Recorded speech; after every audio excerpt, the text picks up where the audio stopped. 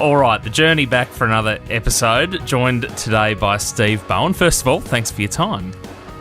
Pleasure, Kev. Pleasure. Happy to be here, no doubt.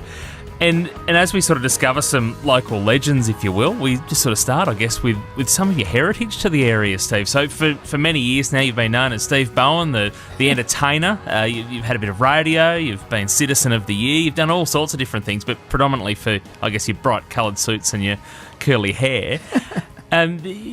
Born here, grew up here. What happened? I was actually born in Gisborne in Victoria, and family moved here when I was about 3. So I've been here ever since. So pretty much grown up all my life in Albury. Went to school. I went to school at Hume Public School, and then from Hume Public School to Murray High School, and then left Murray High School and went on from there. There's a pretty interesting story actually. I'm actually a fitter and turner by trade. Not many people know that, and I don't tell too many people in case they get me to do like real work. I did that, and I was very young. I was still 19 years of age, and thought, gee, will I do another apprenticeship, or will I? So I did what every 19-year-old does, and I became a life insurance agent. So, fitter and turner, that trade, where was that for you? I'm going to take a guess. DSI, Ion, BTR, Borg Warner. It would have been Borg Warner days, I'm guessing. It was, yes. Yeah. And it was like being at school still, because at the time I did my apprenticeship, there were 17 other people of my age in the first year apprenticeship. They took a lot of apprentices out, so it's like still being in school in a way. And so it was a great start. I just left school because I was a pain in the bum to my mum and dad, and I pretty much wanted to fight them. And said that I'd leave school, and thinking that it'll be great because I'll get them annoyed and they'll have a crack at me. To which they said, oh, yeah, sure, no worries, as long as you get an apprenticeship. And I sort of went, oh, that didn't work. So I just applied for the first job. I took the first job I applied for, and I didn't even know what a fitter and turner was. Yeah, and then you went on to sell insurance. I did. Was successful at that? How was it? Very, actually. I went to National Mutual as a life insurance agent, and I became one of the top 50 agents in Victoria for selling disability insurance at a young age of 21. And it was good. And what happened was, though, the income, it was a total commission. So 1 week you made lots of money, and 3 more weeks you made nothing. So I was looking for something a little bit more stable, and at the time I did a bit of extra study in that and realised I probably should have stayed at school. And I applied for the job at Westpac as their financial consultant, and I didn't get the job. I rang up to say, hey, I should have the appointment by now, and the lady from Wagga said, oh, no, he's interviewing today. And I said, oh, okay. And then not 2 minutes after that, the postman came through, gave me a letter, read it, and said, you've been unsuccessful in your job, thanks very much, blah, blah, blah. And I went, what? Become one of the top 50 agents in Victoria within 3 years at National Mutual. I thought I deserved an interview. So I walked over the road where Westpac was, sat down, and I said, I just want to see the boss about the job for the financial consultant. They said, oh, what's your name? I said, oh, Steve Bowen. She said, you're not on the list. I said, that's okay. I'll wait. She said, but he's interviewing 5 people. It could be quite a while. No problem. So I waited. And when he came out with the first interview, she said, that guy over there, he's waiting to speak to you about this job, but he's not on the list. And he came over and he goes, yeah, you're right. I said, yeah, I just want 7 minutes of your time. Oh, I'm interviewing. I could take a while. No problem. I'll wait. So 2.5 hours later, I waited. He came in, and each time he came out to get the new interviewee, he kept looking over and saying, oh, he's still there. He's still there. So I waited, and then I went in and shared with my experience, and he went, oh, hang on a second. And he got it all faxed through, and he said, well, this is the problem. I said, oh, what's that? He said, you've filled out the personality profile. Right. And he said, well, yeah, the personality profile goes like this, but we want it to go like that. I said, well, I pretty much filled out your personality profile how I thought Westpac would want me to. Oh, no, we're looking to take over the world with insurance and take on the insurance companies with all our things. I said, oh, okay, well, I didn't really fill it out properly. He said, well, would you like to do it again? Of course I would. Filled it out the other way. And that was Friday. On the Monday, I had the job. Wow. Where did the entertainment start? It started whilst I was at Borg Warner as a fitter and turner. Just weekends, just doing a few little gigs here and there. And, it was good fun. I loved dancing, and I got into it because I loved music. And I was at a nightclub one time and said, hey, I'd love to DJ. Went up to the DJ. Oh, gee, could you reckon you could teach me how to DJ? He said, yeah, sure, mate. Come back next week. Just, before the club opens. Oh, okay, cool. I went, gee, that was easy. So I was there waiting before the club opened next week, and he walks in with his records. And for the kids watching this, they're big black round things. But anyway, and he says, you right, mate? I said, yeah, you told me to come back to learn how to DJ before the club opens. So here I am. He goes, mate, no one ever comes back, bud. Oh, all right. Well, you better come in. Okay, cool. Show me a bit. He said, you better come back next week. All right. So next week I came back and he walked up before the club opened. He goes, mate, you're here again. You told me to come back. So anyway, took me in, and he just got that job at the nightclub, and he had a mobile disco business happening, and he needed a DJ for there. But he said, you won't be paid for 12 months. You won't go out on your own for 12 months. I've got another guy that'll come with you. I said, okay, that's fine. Within 2 months, I was being paid and going out by myself. So well done. It's pretty cool. It's awesome. How do you think other people describe you, Steve Bowen? I learnt that other people's opinions are none of my business. I think people perceive me as someone really out there, and I'm confident enough to do that, but I only do that when I need to. I know where the line is. I'm a good business person, and that's why I'm still in business. I'm a good entertainer. I work hard at what I do. So I think other people's opinions are a little bit skewed to what the real Steve Bowen is, though. Yeah, fair answer. What do you do with your spare time, mate? So everyone knows you're an entertainer. We've recently seen good coverage of you and your different Targa events. I think Tasmania was it last year, but most recently the High Country. Yes. Is that Steve Bowen unwinding after years of late nights, coming home to a substantial family, I guess, in today's modern day, four kids? Yeah. So I look, without a doubt, just to wind down and just to slow down, I like to race cars and go as fast as I can.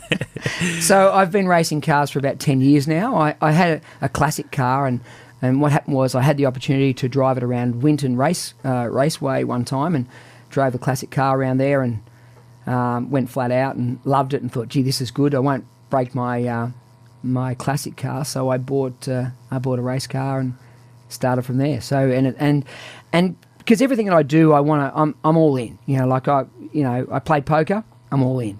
If I want to race cars, I'm all in. And so I've moved up to the top category in Targa. When I say moved up, purchased a newer vehicle. And we stuck it to them over the weekend, so it was really good. And I love it, and I've still got lots to learn, but it's a great pastime for me. What about volunteer roles, Steve? I'm sure over the years, plenty of people have come to you. In fact, I know they've come to you and said, "Oh, I've got this fundraiser, I've got this cause." Or what have you found to be the ones closest to your heart over the years, where it's been not so much a chore, I guess, to give the time? You'd help everyone. I know you would if you could, but what do you like to be involved in? Look, I love supporting others because there are plenty of other people far less, fortunate than myself. I've got 2 arms, 2 legs, and so I found a really cool thing and a really great word called gratitude. And gratitude broken down is great attitude, and attitudes are contagious. And one of my mentors one day said, "Is yours worth catching?" So I worked on making sure that I have an attitude that's worth catching, and I help a lot of less fortunate people than myself, and it's great. You don't do it so that you get the accolades. You get actually something back out of it as soon as you've given that support. It's a really great thing to be able to support someone else and see them either lifted up a bit. So I've been involved with Country Hope with children with cancer, and people ask me, "Oh, gee, why are you associated with that?" It wasn't anything because I'd lost someone with cancer or anything of that nature. But then whilst that time I was there, I lost a sister-in-law with cancer and a few other people since. So it's been a very rewarding journey in that respect. I get asked every week to do some form of charity or fundraiser, and I say yes to quite a few. And unfortunately, you have to say no every now and then to some. But it's all about what you throw out is what you get back. It's very much, and often it comes back tenfold. What's a fun fact that you can tell me now? Perhaps something you don't think many people in the world know, or maybe something about yourself that no one knows? I don't know whether you call it a fun fact. Like, people often, as you've alluded to before, see my coloured suits and with my long curly hair. Probably, I wouldn't call this a fun fact, but the reason why I've got long hair, and I haven't sort of shared it with lots of people, it's not a public thing. But it's about to be. It is, yeah. Well, I don't know whether I should share it now.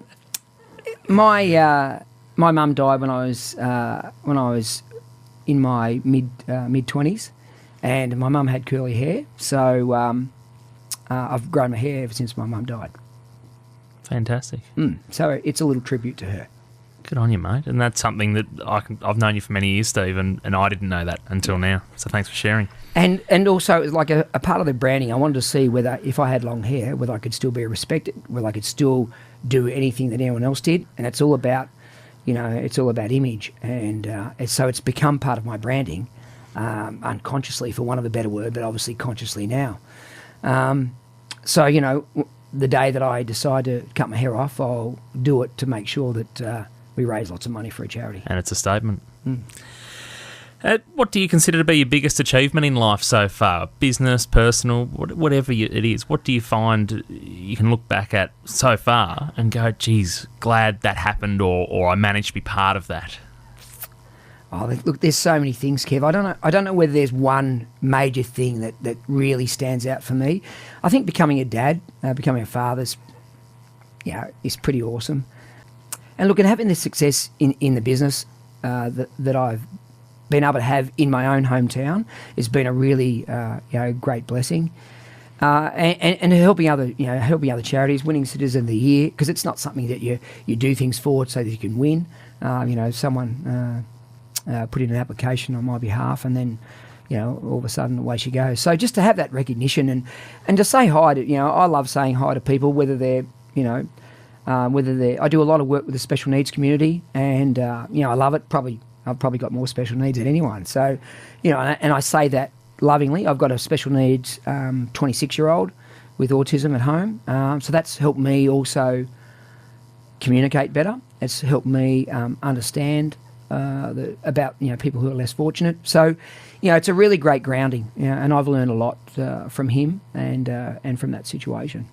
Try to see how serious we go with this next one. What's the toughest decision you think you've had to make in life?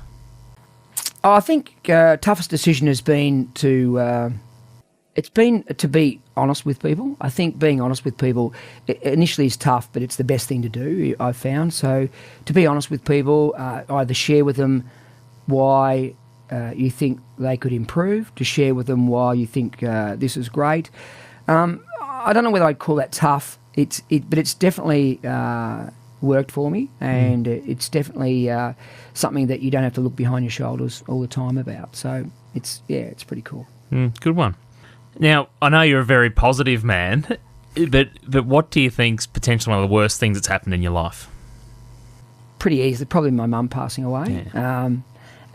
But that being the worst, it's also been a great inspiration as well too. So instead of saying why, and I've never really done that. For me, it was about feeling grateful, feeling gratitude about having 20 odd years of my life with her, and then looking to do things to continue on to either make her and my dad proud, who's still around with me at the moment, and my family. So yeah, look, I love it, and even though that was a tough thing, I've turned it into something that's real positive for me as well. Best thing that's ever happened to you?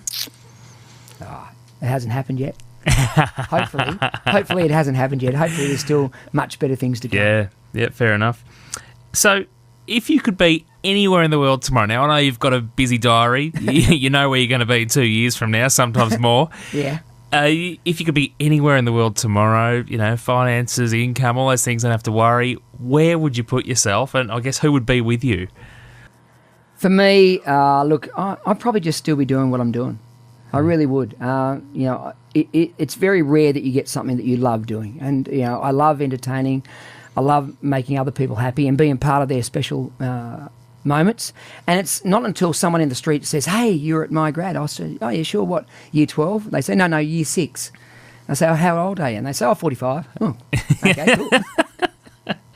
I was about to say, how many generations of weddings are we up to, Steve? Oh, I'm into doing lots of my friends' children's weddings, which is, once again, a great honour. I mean, I feel I'll probably continue to do this for another 10 years or so, provided people are happy to have me at their events.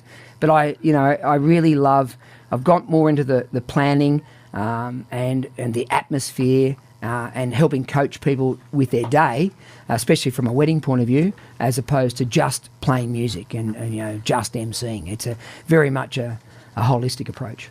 So you're sort of touching there on what I think you're now recognised nationally for is that unique entertainment style. It's more than just playing music and introducing a couple or whatever it might be.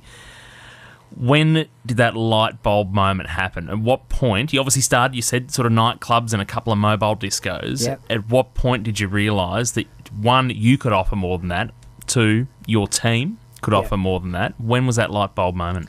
Look, for me, it was in the early 90s. I was DJing and it was going great. And, I loved dancing as well as a part of that performance. And I think I probably always wanted to be maybe an actor or something of that nature as well too. And so this was a great way to express that, that talent. And so for me, I went one day and I watched the Four Kinsmen. And the Four Kinsmen, for those who don't know, are a group who do not just singing, they do mime, they've got puppets or ventriloquists, they do comedy. And I was in the audience and there was people from the ages of 8 to 80.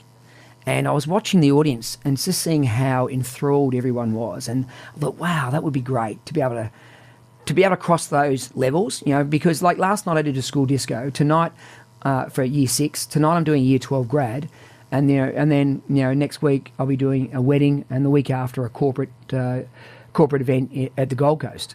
So I love that diversity. It keeps me fresh, and it keeps me always striving for new goals and new areas to express yourself. So I know that you believe understanding your audience is key, preparation's king. Why are both of those things, particularly in your field, but if you take it across to somewhere else, why is that important?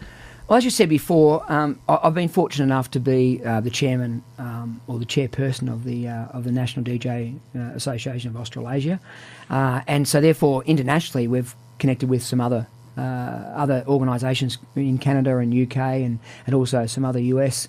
So it probably becoming a little bit wider and far known as well too. So I'll be going over there hopefully in the next few years to do some guest speaking in that respect. What was the question again? Why is it important to understand your audience and be prepared? I think as you get more experience, the idea of just doing a job and then leaving and going again, for me, especially for a personal event, just didn't give me the fulfillment I was looking for, and also to see the difference of the impact you can make on someone else's day.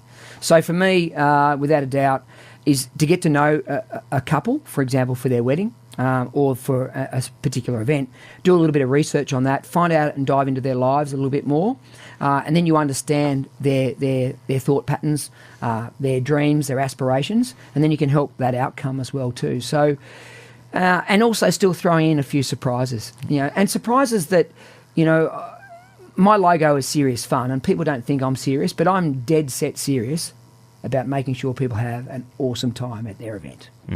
Flat out. Steve, going to ask you some business-based questions. Go. And you may have already touched on some of these along the way, but so I'm going to talk passion. What are you passionate about? Look, I'm passionate about life, Kev. For me to be passionate, I used to have goals all the time, and when I achieved those goals, I became complacent and a little bit sort of dull because I thought, wow, I've got to reset another goal. And then I had to keep resetting goals, and the more I kept resetting goals, the more I achieved them, and I became in this sort of circular wheel, and it was a bit, I didn't want to keep resetting goals all the time. So what I developed is a purpose. And so what makes me so passionate is I have a life purpose, or we call it the gravestone purpose. Not to be morbid, but if I was to have 3 things written on my gravestone when I'm dead, what would it be? And so I need to make sure that I live those things, otherwise, it won't be true. So my 3 life purposes are, 1 is to suck as much air out of every day as I possibly can. In other words, live life to the fullest. 2, to love those people around me that are in my life and to love them wholeheartedly. And 3, to be as happy as I possibly can. And so I can wake up every day and feel that. I can wake up every day and achieve that, and then I've got to wake up the next day and do that, and the next day and do that. So I don't ever have to change that goal. And I'm pretty confident that if I died tomorrow, that if that was written on my gravestone, that people would go, pretty close. Fair's fair. Let's talk innovation. How do you encourage innovative thinking within your organisation? Look, I love creating new things. And look, in change, people hate change, but change is inevitable. And as much as we don't like it, when you get butterflies, that's a sign of growth, and also a sign of nervousness. And the same emotions or feelings you have when you're nervous are the same feelings you have when you're excited. You get sweaty palms, you get butterflies in the tummy. So I learnt to call it not nervous anymore. I learnt to call it I'm excited. And I'm excited about growth so that if I do make a mistake, that I'm going to learn and I'm going to get better. And so I embrace mistakes, provided I don't do the same mistake twice. That's the definition of foolishness or of an idiot or whatever. Understanding. How do you ensure that your team understands and are aligned to your business's core values? Great question about aligning the team with your core business values. I think having an autistic son has helped me communicate. It's made me a good communicator. People who I aspire to are people who are great communicators. And even though you might hate some of the roles they're doing, I would never want to be the Prime Minister, but I believe all the Prime Ministers have got there because they're good communicators. Now, they mightn't stay there for too long, but definitely about being a good communicator is a great way to make sure the team is all on board, and also giving them ownership. I think giving them ownership and some responsibility around their roles within the business has really helped them step up and allow me to maybe take a step back a little bit and work on the business, plus also work on my role as an entertainer too, because I don't want to just be the boss. I'm really happy to be the coach, and because I still love to entertain. I'll never stop doing that. I'll have someone run my business for me before I'll stop entertaining. Results. How do you keep your team working together to achieve a shared goal, which I guess for you is uniformity, and particularly taking that to the next level, a national level? Yeah, look, I think the greatest thing about my team, and they're all very different, and the best thing I've found for them to be is be themselves. Don't try and ever be another Steve Bowen, and I don't try and be them either. And so when someone says to me, "Oh wow, you're the second, somebody," no, don't be the second somebody. Be the first you. Be the first you. By all means, have mentors and look up to people, but be the first you. So it's about being authentic. So I want my team to be authentic. Sure, we have a set of structures that we follow or guidelines, but do it in your way. Develop those things. It's not about being. It's not about telling jokes. People always come up to me and say, "Oh, Steve tells a joke," because I like having fun, but I'm not a joke teller. I'm a situational gagger, but I'm not a joke teller. You can have fun, but you're not funny. Yeah. I'm funny to look at. But probably, yeah, but I'm not a joke teller. Leadership. What is one characteristic that you believe every leader should possess? Once again, I'll reiterate communication skills and authenticity. So, and I think having empathy as well too, understanding where people are from. I've when someone calls in sick or someone's not well or someone's got a challenge, for my team, I like to be there for them as a holistic approach for their life, because they don't just work for you; they're a part of your life. So, as you would know, you'd worked for me before, and your family becomes part of our family. Just got to be human. That's it. Probably the way to summarise that. This is the final one, Steve. Drive. What drives you to keep doing what you do? I love it. I absolutely love it. It's as simple as that. Love what you do, and you'll Easy. keep doing it. Yeah, and so look, it doesn't feel like work sometimes. I put in a lot of hours. People would not appreciate how many hours I put in, but I absolutely love it, and you get the rewards for it, and that becomes easy. Steve Bowen, I'm going to make sure Travis is handy on the camera for this one, because I'm now going to say thank you so much for your time, and I believe it would only be appropriate if we end shaking left-handed for this particular video. So thank you for your time. And before you do go, the left-hand shake, a lot of people have come across it. I love watching how people get confused by it. What's the background of it? Look, it's a great opener, Kev. Look, I use the world as a bit of a laboratory, different humans as a laboratory, just to assess people, see where they're at, because I love connecting with people on different levels. And I'm left-handed, and I like to buck the system. It's like, why do we shake right-handed? Now, the reality is, or the olden day times is that you were supposed to have your sword in your right hand and your shield in your left. To show that you were unarmed, you shook right-handed so that you didn't have your sword in the hand. Now, no one carries swords anymore. Or a shield. Or a shield. And we all have masks, though, don't worry about that. But so no one carries those anymore. So we're doing... I love tradition, but I love having our own little twist. So the tradition is shaking hands, but the twist is, hey, let's do it left-handed just to start a conversation. Good on you, Steve Bowen. Hope to catch up with you again soon. Thanks, Kev.